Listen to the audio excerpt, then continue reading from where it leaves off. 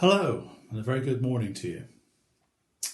My name is Mike Heel, and it's my privilege to talk to you just for a couple of minutes this morning. Now, those of you who know me know that I like gardening, as does my wife Barbara. I like every aspect of gardening, even weeding. It can be very satisfying. But by far my favourite activity is actually planting seeds. I love the idea of planting something that is no bigger than a grain of sand, and over the coming weeks and months it grows into something magnificent. That is nothing short of a miracle as far as I'm concerned, and I stand in wonder every time it happens. It never ceases to amaze me.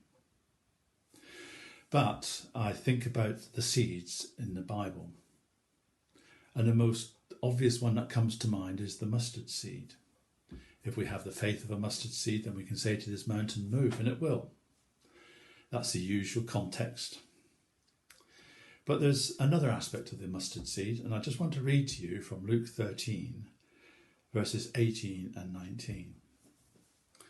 And Jesus asked, "What is the kingdom of God like? What shall I compare it to? It is like a mustard seed, which a man took and planted in his garden. It grew and became a tree, and the birds of the air perched in its branches." Now that tells me that the kingdom of God is a living, dynamic thing. The kingdom of God is there to provide sustenance, protection, shelter. But where is this kingdom of God? And how is it relevant to you and I this morning, today? Well, let's move on to Luke 17 and verses 20 and 21. Once, having been asked by the Pharisees when the kingdom of God would come, Jesus replied, "The kingdom of God does not come with your careful observation, nor will people say, 'Here it is,' or 'There it is,' because the kingdom of God is within you." When we talk about earthly kingdoms, we talk about an area of land, a geographical location. Then we think about the people in the land. But here, the kingdom of God is actually talking about the people. It's not a place as such. The kingdom of God is within each one of us, his people.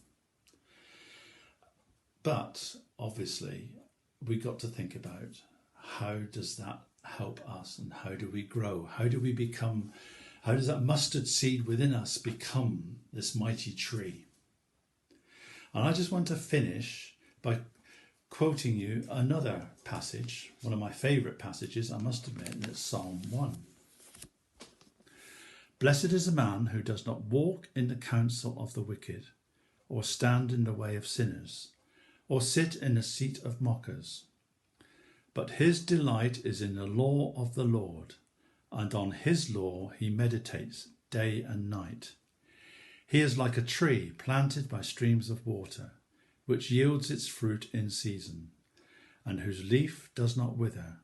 Whatever he does, he prospers."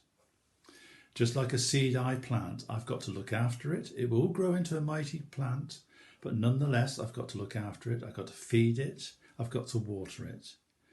And if you like, our food and water to let the kingdom of God grow within us is found here in Psalm 1. Thank you.